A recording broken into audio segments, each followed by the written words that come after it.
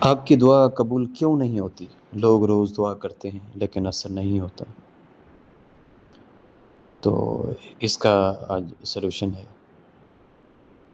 آپ اگر پوری ویڈیو غور سے سنیں گے تو انشاءاللہ آپ کو اس کا جواب ملے گا۔ صدقے کو بہترین طریقے سے ایکسپلین کیا گیا ہے۔ اس نیا خانے میں تیرا امتحان ہے۔ اب اگر تو دو چیزیں انسان پر واضح رہیں، اور نہ صرف واضح رہیں، مستحضر رہیں۔ واضح تو ہو جاتی ہے ایک چیز، پھر آدمی بھول جاتا ہے، کوئی فائدہ نہیں رہتا اس کی۔ مستحضر ایک یہ کہ اصل زندگی آخرت کی زندگی طویل ہے۔ بل توسرون الحیات الدنیا والآخرۃ خیر وابقیٰ کلا بل تحبون العاجلہ وتذرون الآخرہ۔ تم اس عاجلہ کو پسند کرتے ہو، اس دنیا کی زندگی کو تم ترجیح دیتے ہو، جبکہ آخرت ہے جو باقی رہنے والی ہے، ابدی۔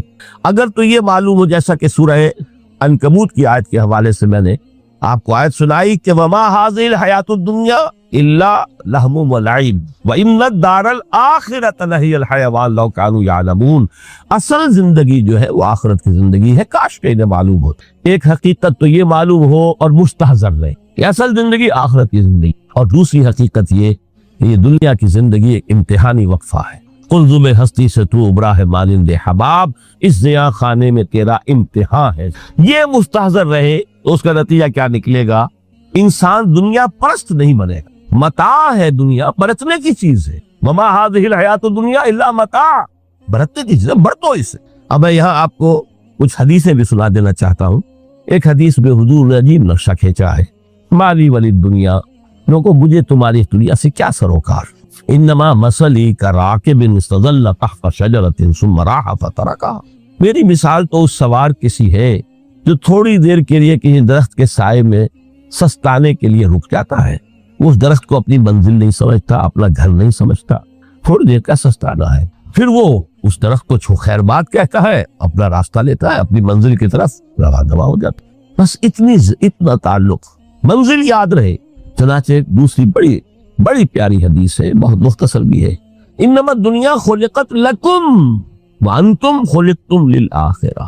دیکھو یہ دنیا تمہارے لیے بنائی گئی۔ خلق لکم ما فی السماوات و ما فی الارض، قرآن مجید کہتا ہے۔ اس لیے میں نے کہا تھا خلافت ہمیں دینی تھی تو سب کچھ ہمارے لیے بنایا گیا ہے۔ یہ محفل سجائی گئی ہے ہمارے لیے، یہ سب ہمارے لیے بنایا گیا ہے، پورے عالم کو مسخر کیا گیا ہمارے لیے۔ سخر لکم، سورج بھی، چاند بھی، ہر چیز تمہارے لیے مسخر کی گئی ہے۔ انما الدنیا خلقت لکم وانتم خلقتم للآخرہ، لیکن تمہاری تخلیق ہوئی ہے، تمہیں بنایا گیا ہے، تمہیں پیدا کیا آخرت کے لیے۔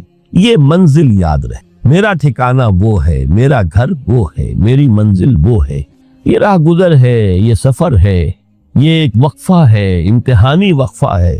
خلق الموت والحیات لیبلوکم ایکم احسن عملا۔ لیکن اب تیسری حدیث سنیے، اور یہ ہے وہ کہ جو اس دنیا کو، جو میں نے شروع میں کہا تھا، بڑی ٹھوس حقیقت ہے، یہ اللہ کی تخلیق ہے، سنجیدہ تخلیق ہے۔ ہم نے کوئی کھیل کود کے لیے تو نہیں بنایا ہے۔ ربنا ما خلقت ھذا باطلا۔ حضور فرماتے ہیں الدنیا مزرعۃ الآخرہ، دنیا آخرت کی کھیتی ہے۔ یہاں بو گے تو وہاں کاٹو گے، یہاں بو گے نہیں تو کاٹو گے کیا خاک؟ اس اعتبار سے غور کیجئے، یہ دنیا اور حیات دنیاوی کا ایک ایک لمحہ ایک بڑی عظیم حقیقت بن کر سامنے آتا۔ ہماری حیات دنیاوی کا ایک ایک لمحہ ابدی ہے، پوٹینشلی۔ کیوں کہ اس میں جو کچھ ہم کما رہے ہیں اس کے نتائج ابدی زندگی پر پھیلے ہوئے ملیں گے۔ تو گویا کہ یہ جو ہے، یہ گھڑی محشر کی ہے، طور سے محشر میں ہے، بیشتر غافل عمل کوئی اگر دفتر میں ہے۔ یہاں کا ایک ایک لمحہ تمہارے لیے بہت قیمتی ہے۔ یہاں بو، محنت کرو، کاشت کرو، تاکہ وہاں کاٹ سو۔ الدنیا مزرعۃ الآخرہ۔ اب دیکھیے یہ جو انداز ہے قرآن کا، وما الحیات الدنیا الا متاع الغرور، جو ہماری گفتگو کا آج عنوان ہے، اس کے دو نتیجے نکلتے ہیں عملاً۔ ایک نتیجہ جو صحیح ہے، جو قرآن نکالنا چاہتا ہے، جس کی طرف اسلام رہنمائی کرتا ہے۔ ایک ہے بالکل منفی نتیجہ، جس کی اسلام نفی کرتا ہے۔ وہ منفی نتیجہ کیا ہے؟ دنیا دھوکے کی ٹٹی ہے، چھوڑو گھر گرہستی کو، دفع کرو، رب سے لو لگانی ہے۔ یہ شادی کر کے اور گھر گرہستی کا کھکیڑ بول لینا، کہاں ایک پیٹ کا پالنا، کہاں 10 پیٹ لگ جائے پیچھے، اسی میں آدمی جو ہے گم ہو کر رہ جاتا ہے۔ لہٰذا گھر گرہستی کو چھوڑو، تجدد کی زندگی گزارو۔ پھر یہ تمدن ہر جگہ شر ہے، برائی ہے، دھوکہ ہے، فریب ہے، جھوٹ ہے، دفع ہو جاؤ، جاؤ کہیں پہاڑوں کی چوٹیوں پر، کہیں غاروں میں، گفاؤں میں، کہیں جنگلوں میں دھونی روا۔ یہ ہے اس کا ایک منطقی نتیجہ جو نکلا ہے دنیا میں، اور تقریباً تمام مذاہب عالم میں نکلا ہے۔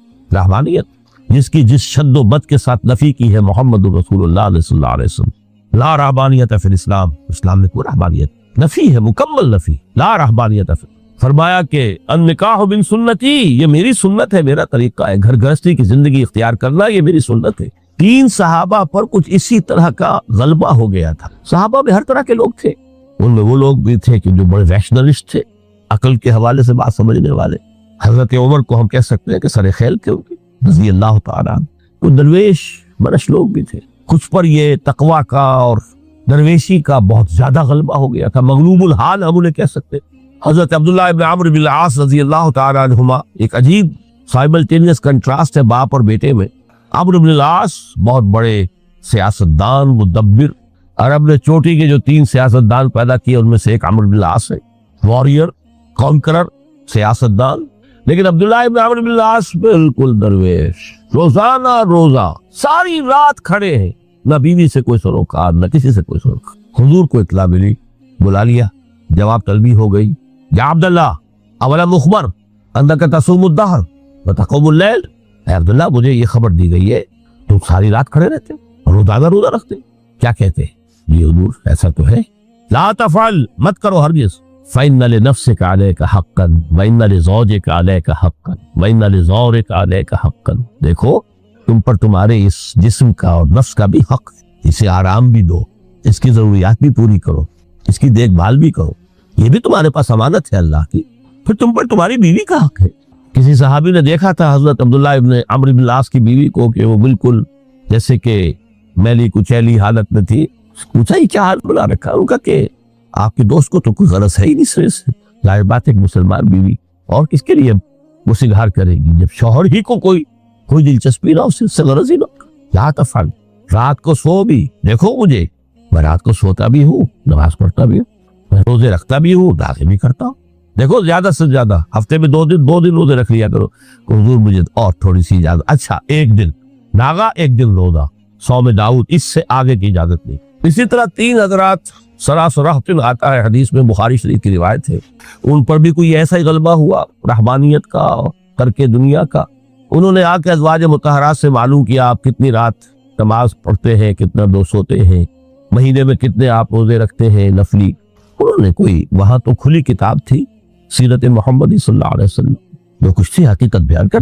اب دیکھیے ایک عجیب ذہنیت، انہوں نے دیکھا کہ یہ تو کم ہے، ان کے اندازے کے اعتبار سے تو بہت کم ہے، لیکن یہ کہ اپنے آپ کو ذرا تسلی، حضور کی تو کوئی ضرورت نہیں ہے، آپ تو معصوم ہیں، آپ سے گناہ نہیں ہوا، کوئی خطا نہیں ہوئی، آپ کے لیے تو یہ اتنی عبادت ہمارے لیے تو کافی نہیں، اب تو گناہ گار ہے۔ ایک نے عہد کیا کہ میں کبھی نہیں سوؤں گا، رات بھر کھڑا رہوں، دوسرے نے کہا کبھی ناغا نہیں کروں گا، ہر روز روزہ رکھوں گا، تیسرے نے کہا میں شادی بیاہ کے کھکھیر میں پہنچ گئی۔ حضور کو اطلاع مل گئی، طلب فرمایا، ڈانٹا آپ نے، آپ لوگوں نے یہ کہا ہے؟ جی ہاں ہم نے کہا تمہیں، واللہ خدا کی قسم میں تم میں سب سے بڑھ کر متقی ہوں، لیکن میں رات کو سوتا بھی ہوں اور نماز بھی پڑھتا ہوں، روزے رکھتا بھی ہوں، ناغے بھی کرتا ہوں، میری گھر گرہستی کی زندگی ہے، میری بیویاں ہیں۔ من رغب عن سنتی فلیس منی، یہ ٹکڑا جو جوڑ دیا جاتا ہے نکاح کے خطبے میں اس حدیث کے ٹکڑے کے ساتھ، یہ 2 علیحدہ حدیث ہے بالکل، النکاح من سنتی، اور یہ ٹکڑا اس طویل حدیث کا ہے، من رغب عن سنتی فلیس منی، جو میری سنت کو پسند نہیں کرتا پھر اس کا مجھ سے کوئی تعلق نہیں۔ یہ تو میں نے احادیث کے حوالے سے آپ کو وہ جو منفی طرز عمل، گریز، دنیا سے تعلق منقطع کرنا، پسپائی، گریز، فرار، اور اس کا نتیجہ کیا نکلتا ہے کہ دنیا پھر شریروں کے لیے رہ گئی، کھیلے کودے عیش کرے۔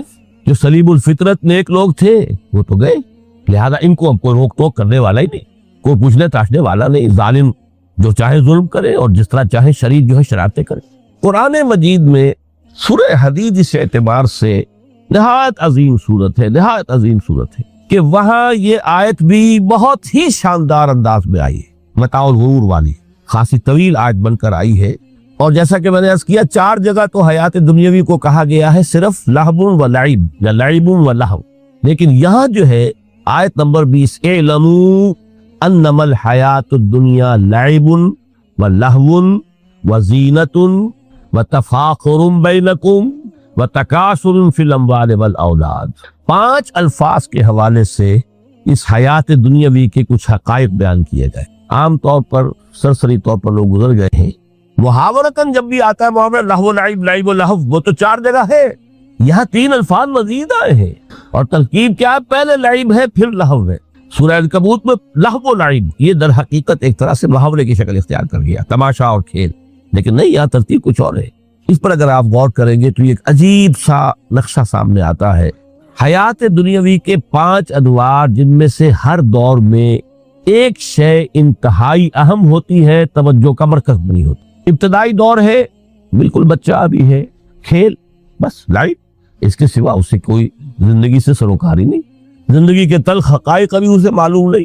بھوک لگی تو رو پڑے، ماں نے دودھ پلانا ہے، کھلانا ہے، ان سے تو کچھ نہیں کرنا اس نے، وہ لائف، کھیل۔ لیکن تھوڑا سا آگے چلتے ہیں، 3 ایجر سٹیج میں جب داخل ہوتا ہے آدمی، تو اب وہ نرا کھیل، معصومانہ کھیل نہیں رہتا، اس میں تلذذ، سینشول گریٹیفیکیشن کا عنصر شامل ہو جاتا۔ اب اس کا کہا لہو، اعلموا انما الحیات الدنیا لعب و لہو۔ ذرا آگے بڑھیے تو انسان پر سب سے زیادہ دھن سوار ہو جاتی ہے، بناؤ سنگھار، میرا لباس فیشن کے مطابق ہو، کہیں ایسا نہ ہو مذاق اڑے۔ اپنے لباس کے بارے میں بہت کانشیس ہوگا، اپنے ہیئر کٹ کے بارے میں بہت کانشیس ہوگا، ہر چیز کے بارے میں بہت کانشیس۔ زینت، بناؤ سنگھار، آرائش، جمائش۔ اس سے ذرا آگے گئے، تکاثر فی الاموال والاولاد، تفاخر بینکم۔ یہ سمجھیے کہ تقریباً 30 برس کی عمر جب انسان کی ہوتی ہے، اب فخر، تفاخر، یا دولت پر فخر ہوگا، یا نسب پر فخر ہوگا، یا اپنی کسی سیاسی حیثیت پر فخر ہوگا، اپنی چودراہٹ پر فخر ہوگا۔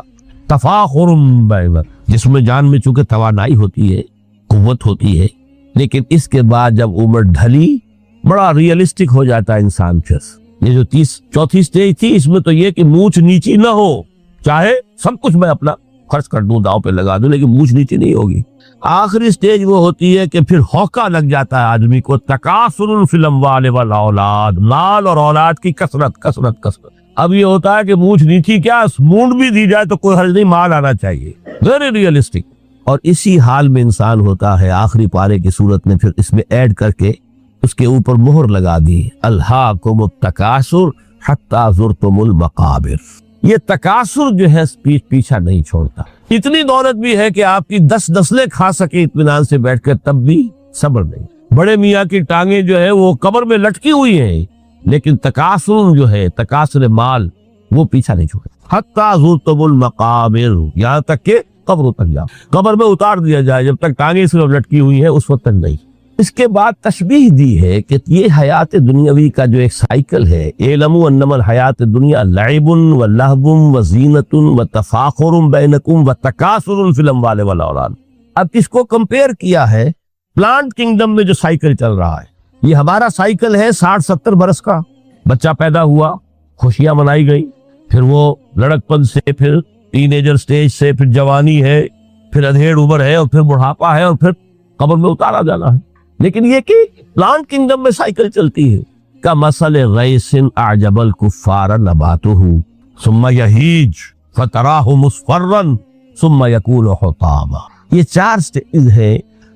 جیسے بارش برستی ہے تو سبزہ نمودار ہوتا ہے، اور کاشتکار کو بڑا اچھا لگتا ہے، اس نے بیج بویا تھا، اس نے محنت کی تھی، اس نے ہل چلایا تھا، اعجب الکفار نباتہ، اس کو بہت اچھا لگتا ہے، دل باغ باغ ہو جاتا ہے۔ جیسے آپ کے یہاں بیٹا ہوا، پوتا ہوا، خوشیاں مناتے ہیں آپ۔ کمثل غیث اعجب الکفار نباتہ ثم یہیج، پھر وہ فصل اپنی پوری قوت کو پہنچتی، فصل لہلہا رہی ہے، فتراہ مصفرا، پھر وہ زرد ہو جاتی ہے، وہ ہریاول اب ختم ہوئی، اب فصل پک گئی ہے، اب وہ زردی پر آ گئی۔ ثم یکون حطاما، پھر وقت آتا ہے، اگر وہ خضرو گھاس ہے تو پھر وہ چورا چورا ہو کر پھر وہ مٹی میں مل جاتی ہے، اور اگر فصل ہے تو کھیتی کٹ گئی، اس کے بعد کیا رہ گیا وہاں، وہ چورا ہی رہ جاتا ہے باقی۔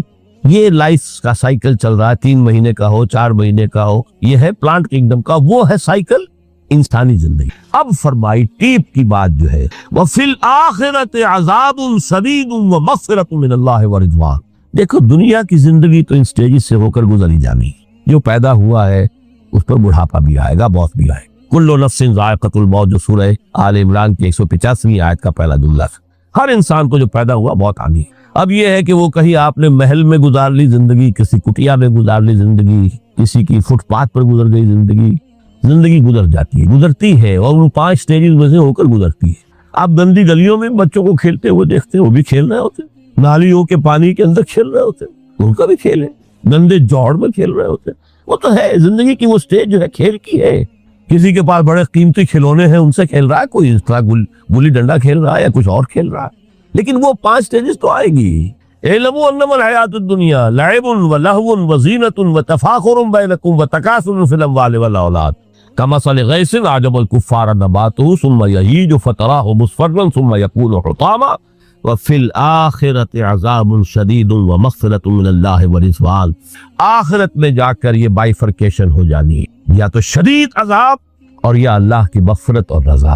Now the choice is yours، اما شاکرا و اما کفورا، فیصلہ تم خود کر لو۔ وما الحیات الدنیا الا متاع الغرور، یہاں بھی آخری الفاظ وہ ہے کہ دنیا کی زندگی دھوکے کے سوا کچھ نہیں۔ کیوں؟ اگر تو دنیا کی زندگی میں گم ہو گئے، جیسے کہ اقبال نے کہا ہے کہ کافر کی یہ پہچان کے آفاق میں گم ہے، اور مومن کی یہ پہچان کے گم اس میں ہے آفاق۔ دنیا میں رہو، طالب دنیا نہ بنو، طالب عقبہ، طالب آخرہ۔ دنیا میں رہو، برتو، استعمال کرو، تمہارے لیے پیدا کیا گیا، بھائی برتو، متاع ہے، برتنے کی شے ہے۔ ہاں، حلال اور حرام کی پابندیاں سامنے رکھو، باقی برتو۔ مطلوب یہ نہ ہو، مقصود یہ نہ ہو، مطلوب آخرہ ہو۔ انما الدنیا خلقت لکم وانتم خلقتم للآخرہ۔ منزل وہ رہے، مستحضر رہے، سامنے رہے کہ میں تو اجنبی ہوں، یہاں یہ میرا وطن نہیں ہے۔ الدنیا سجن المومن و جنت الکافر، جیسے کسی پرندے کو کسی پنجرے میں بند کر دیا گیا ہو، اس طرح ہمیں اس دنیا میں بھیج دیا گیا، اللہ کی مرضی ہے، اس نے بھیجا ہے۔ جب تک وہ چاہتا ہم رہیں گے یہاں، لیکن ہمارا دل یہاں نہیں لگے گا۔ بازار سے گزرا ہوں، خریدار نہیں ہوں، طالب دنیا نہ، تب تو یہ کوئی دھوکے کا سودا نہیں، وطن نہیں، بالکل نہیں۔ حضور نے خود فرمایا مجھے تمہاری اس دنیا میں سے فلاں فلاں چیزیں بہت پسند ہیں، اور کس قدر ریئلسٹک ہیں۔ آپ نے عورتوں کے بارے میں فرمایا مجھے اس دنیا سے پسند ہے عورت، کوئی تصنع اور کوئی بھی تکلف اور کوئی خلاف فطرت بات نہیں کی محمد رسول اللہ صلی اللہ علیہ وسلم۔ آنکھوں کی ٹھنڈک میری نماز میں ہے، مجھے خوشبو پسند ہے، عورت کی طرف بھی آپ کا رجحان تھا۔ قرآن مجید میں آتا ہے اے نبی اب کوئی اور نکاح آپ نہیں کریں گے، وَلَوْ أَعْجَبَتْكَ حُسْنُهُنَّ، چاہے ان کا حسن جو ہے وہ آپ کو اچھا لگے، اب اجازت نہیں ہے مزید، بس فل سٹاپ، جتنے نکاح ہو چکے ہو چکے۔ تو یہ دنیا کو حضور نے صلی اللہ علیہ وسلم دنیا پر سوار رہو، دنیا کو اپنے اوپر سوار نہ ہونے دو، بس بات صرف یہ۔ کافر کی یہ پہچان کہ آفاق میں گم ہے، اسی لیے سورہ کہف کا ایک مرکزی مضمون ہے، پہلے رکوع میں بات آتی ہے اِنَّا جَعَلْنَا مَا عَلَى الْأَرْضِ زِینَةً لَهَا لِنَبْلُوَهُمْ أَيُّهُمْ أَحْسَنُ عَمَلًا۔ ہم نے اس دنیا پر جو کچھ ہے، یہ اسکائی اسکریپرز بن گئے ہمارے زمانے میں، اور یہ شاندار بلڈنگز ہیں، اور یہ کچھ ہے، ہم نے زینت اور زیبائش اور آرائش بنا دیا ہے تاکہ آزمائیں، انہی کے حسن کے شکار ہو جاتے ہو اور ان کے پرستار بن کر رہ جاتے ہو۔ رخ روشن کے آگے شمع رکھ کر وہ یہ کہتے ہیں ادھر جاتا ہے دیکھیں یا ادھر پروانہ آتا ہے۔ پھر بھی اللہ ہی کے عاشق بنے رہو، اللہ ہی سے محبت کرو تو کامیاب ہو گئے۔ دنیا کو برتو۔ اگر دنیا یہ عروس 1000 داماد جو ہے اگر کہیں یہ محبوبہ بن گئی تو گئے، ختم۔ اچھا دیکھیے اس سورہ حدید میں اب یہ دنیا کی حقیقت کو اس طرح بیان کر کے 2 نتیجے جو اس سے نکلتے ہیں ان کو علیحدہ علیحدہ بیان کر دیا۔ ایک نتیجہ جو میں بیان کر چکا، رحمانیت، ترک دنیا، اس کی نفی کرتے ہوئے فرمایا وَلَقَدْ أَرْسَلْنَا نُوحًا وَإِبْرَاهِيمَ وَجَعَلْنَا فِي ذُرِّيَّتِهِمَا النُّبُوَّةَ وَالْكِتَابَ فَمِنْهُمْ مُهْتَدٍ وَكَثِيرٌ مِّنْهُمْ فَاسِقُونَ ثُمَّ قَفَّيْنَا عَلَىٰ آثَارِهِمْ بِرُسُلِنَا وَقَفَّيْنَا بِعِيسَى ابْنِ مَرْيَمَ وَآتَيْنَاهُ الْإِنجِيلَ وَجَعَلْنَا فِي قُلُوبِ الَّذِينَ اتَّبَعُوهُ رَأْفَةً وَرَحْمَةً وَرَهْبَانِيَّةً ابْتَدَعُوهَا مَا كَتَبْنَاهَا عَلَيْهِمْ۔ اصل مضمون یہ تھا جس کے لیے تمہید اتنی لمبی باندھی، ہم نے نوح کو بھیجا، ابراہیم کو بھیجا، ان کی اولاد میں ہی نبوت اور کتاب رکھ دی، پھر ان کے نقش قدم پر ہم نے اٹھایا عیسیٰ ابن مریم کو، انہیں انجیل دی، اور جو لوگ ان پر ایمان لائے ان کے دلوں میں رحمت اور رافت کے جذبات پیدا کر دی، انسانی ہمدردی۔ حضرت عیسیٰ کا جو اپنا مزاج تھا، ظاہر بات ہے کہ آپ کے حواریین اور آپ پر ایمان لانے والوں میں اسی کا ایک عکس پیدا ہونا تھا۔ لہذا وہ ایک خاص کیفیت، لیکن فرمایا ایک شے کو انہوں نے بدعت کے طور پر ایجاد کر لیا، وَرَهْبَانِيَّةً ابْتَدَعُوهَا مَا كَتَبْنَاهَا عَلَيْهِ، رہبانیت کی انہوں نے بدعت ایجاد کر لی، یہ انہوں نے کی ہے، ہم نے یہ ان پر فرض نہیں کی۔ یہ ہے وہ منفی نتیجہ، گریز، خانقاہوں میں جا کر بیٹھ جاؤ، موناسٹسزم، تجرد کی زندگی گزارو، نتیجہ اس کا کیا نکلتا ہے کہ بظاہر راہب اور راہبائیں رہ رہی ہیں اور رہ رہے ہیں، اور اندر جو حرام کاری کے بازار چل رہے ہیں، اور تہخانوں کے اندر حرامی بچوں کی قبروں کی قبرستان بنے۔ ہسٹری آف کرسچین موناسٹسزم پر کتابیں پڑھ لیجیے، خود انہوں نے اپنے سارے جو ہیں بخیے اجیڑ کر خود رکھ دیے۔ یہ رہبانیت، یہ اسلام کا راستہ نہیں ہے۔ احادیث کے حوالے سے میں آپ کے سامنے پہلے بیان کر چکا ہوں، میں بعد میں تھوڑا سا عرض کروں گا کہ ہمارے ہاں بھی یہ رسم کیوں آئی اور کیسے آئی۔ الحمدللہ اس درجے میں نہیں آئی جس درجے میں کہ کرسچینٹی میں آئی ہے، الحمدللہ ثم الحمدللہ، لیکن کسی درجے میں اگر آئی ہے تو کیوں آئی ہے یہ میں بعد میں عرض کروں گا۔ لیکن اس کا مل حیات الدنیا الا متاع الغرور کا دوسرا نتیجہ کیا ہے؟ پہلا نتیجہ تھا گریز کا، پسپائی کا، فرار کا، معاشرے سے نکل بھاگنے کا، تاکہ معاشرے میں اشرار کھل کھیلیں، جو چاہے کریں۔ ایک راستہ یہ ہے، ترک دنیا کے معنی ہے ترک لذات دنیاوی، آسائشوں کو ترک کرنا، سختیاں جھیلنا، کس لیے؟ تاکہ دنیا سے ظلم کا خاتمہ، باطل کا تختہ الٹ دیا جائے، ظلم کا استیصال۔ ظاہر بات ہے ظالم آسانی سے ظلم نہیں چھوڑے گا، ایکسپلائٹر وعظ و نصیحت سے اپنے ایکسپلائٹیشن سے باز نہیں آئے گا۔ شاذ ہوتے ہیں اس طبقے کے اندر بھی، یقیناً کچھ سلیم الفطرت لوگ ہوتے ہیں، جیسے طبقہ اشرافیہ سے تھے حضرت ابوبکر رضی اللہ تعالیٰ عنہ، سلیم الفطرت انسان تھے، وہ کوئی غلاموں کے طبقے سے تو نہیں تھے، کوئی فقراء کے مساکین کے طبقے میں سے نہیں تھے، اونچے طبقے میں سے تھے، عشرہ مبشرہ اکثر و بیشتر اس طبقے سے تھے۔ لیکن بائی اینڈ لارج وہ جو طبقہ ہوتا ہے، یا تو وہ اپنے جبر اور استبداد کا تخت جو ہے جما کر بیٹھا ہوا ہے لوگوں کی گردنوں کے اوپر، پولیٹیکل ریپریشن ہے، یا اکنامک ایکسپلائٹیشن ہے، استحصال۔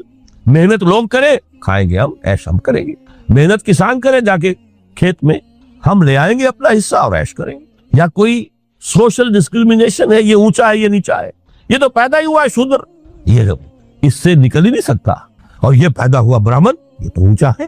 اس تینوں قسم کے ظلم، اس کا خاتمہ کرنا، اس کے لیے جدوجہد کی ضرورت، جہاد کی ضرورت، قتال کی ضرورت ہے، اور جہاد و قتال آپ نہیں کر سکتے جب تک کہ لذات دنیاوی سے کنارہ کشی نہ کرے، جب تک کہ اپنی بیلٹ کو ٹائٹ نہ کرے، جب تک کہ اپنی ضروریات زندگی کو کم نہ کرے۔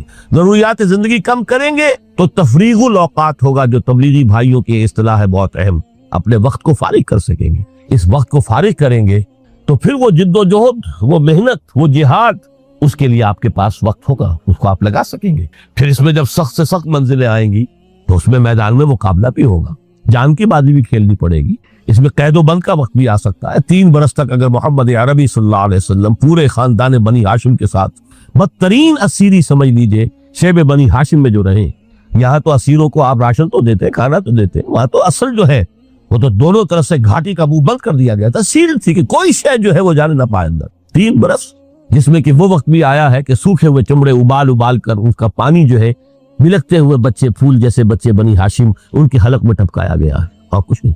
کچھ تھے لوگ، حکیم بن حزام جیسے رضی اللہ تعالیٰ عنہ، بعد میں ایمان بھی لے آئے۔